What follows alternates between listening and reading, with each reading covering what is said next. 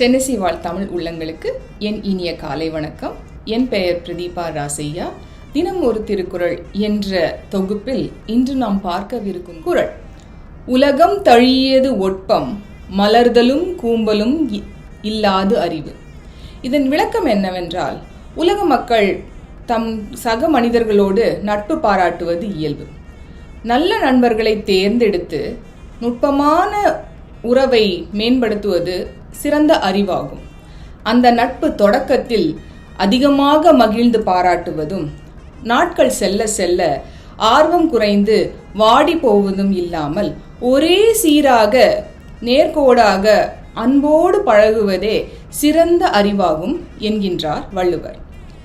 மீண்டும் குறள், உலகம் தழியது ஒட்பம் மலர்தலும் கூம்பலும் இல்லாது அறிவு. நன்றி, வணக்கம்.